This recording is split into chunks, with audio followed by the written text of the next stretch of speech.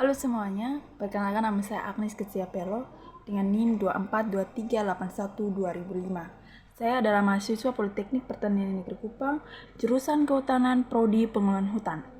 Di sini saya akan menjelaskan tentang GPS atau Global Position System. Sebelum itu, kita mulai dengan pengertian GPS. Jadi, GPS adalah sistem navigasi berbasis satelit yang berfungsi untuk menentukan posisi.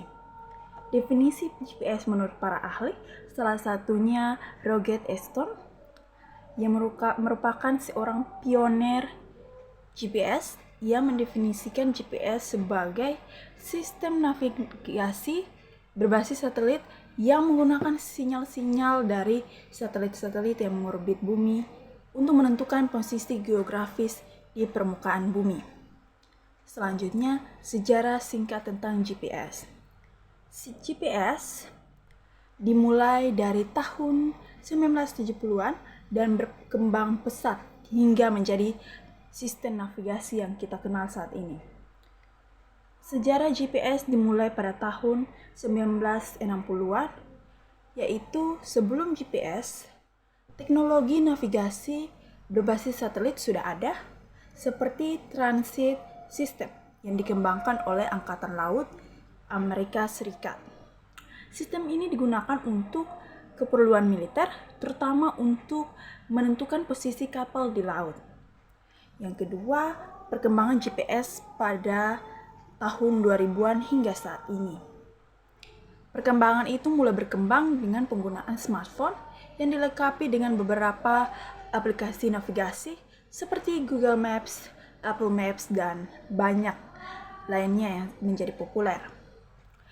Selain itu, penggunaan GPS juga meluas ke berbagai sektor, terutama pemetaan, transportasi, pertanian, pelacakan, logistik, dan bahkan olahraga. Beberapa komponen dari GPS antara lain yaitu zoom out, zoom in, fin, quit, menu, dan juga enter, dan lain sebagainya. Selanjutnya, cara kerja dari GPS. Cara kerja dari GPS bekerja dengan menerima sinyal dari satelit GPS, mengukur jarak dari setiap satelit, dan menggunakan informasi itu untuk menentukan lokasi pengguna melalui proses yang disebut dengan trilaterasi.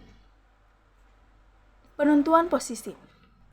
Saat Anda menyalakan GPS, yang di sini saya jelaskan adalah GPS jenis Garmin, perangkat akan mulai mencari sinyal dari satelit GPS.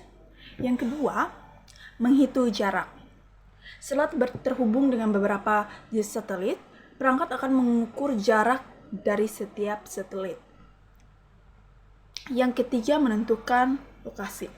Dengan menggunakan trilaterasi, perangkat akan menghitung lokasi Anda secara akurasi. Yang keempat, yaitu menampilkan lokasi. Lokasi Anda ditampilkan di pada layar GPS Garmin bersama dengan informasi lainnya seperti koordinat geografis.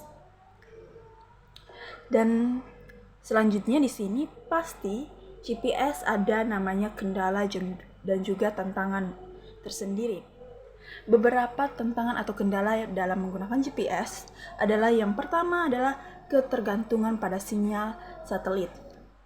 Jadi GPS ini sangat bergantung pada sinyal yang dikirimkan oleh satelit, dan sinyal ini dapat terganggu dengan berbagai faktor. Salah satunya adalah daerah-daerah dengan pegunungan tinggi, seperti di mana kota-kota besar dengan bangunan-bangunan tinggi, dan juga kawasan-kawasan dengan banyaknya gedung pencakar langit, atau daerah yang tertutup seperti trotoar, hutan lebat. Sinyal GPS bisa terhalang dan melemah, mengurangi akurasinya. Selanjutnya, akurasi terbatas di beberapa kondisi. Meski GPS sangat akurasi GPS sangat akurat, akurasi tersebut bisa terbatas di kondisi tertentu. Misalnya, kawasan yang memiliki banyak hambatan di gedung tinggi, daerah hutan lebat, atau di bawah tanah, akurasi GPS dapat menurun. Yang kedua adalah keuntungan. Pasti ya, GPS memiliki keuntungan. Ada 3 keuntungan yang saya jelaskan di sini. Yang akan saya jelaskan, yang pertama, akurasi lokasi yang tinggi. Jadi GPS ini memberikan kemampuan untuk menentukan lokasi dengan akurasi yang tinggi dalam hitungan meter atau bahkan lebih tepat dengan teknologi yang terbaru. Hal ini sangat penting dalam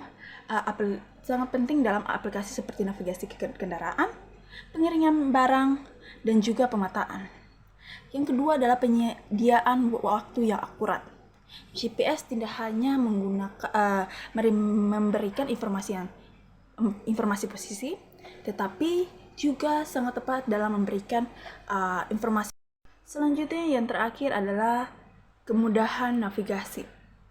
GPS memungkinkan kemampuan dalam navigasi baik untuk kendaraan, pejalan kaki, ataupun dalam penerbangan. Aplikasi seperti Google Maps atau Apple Maps itu memungkinkan orang untuk berpergian dengan arah yang jelas dan menghindari kemacetan atau rute yang salah. Sekian dari saya. Apabila ada kesalahan, saya mohon maaf.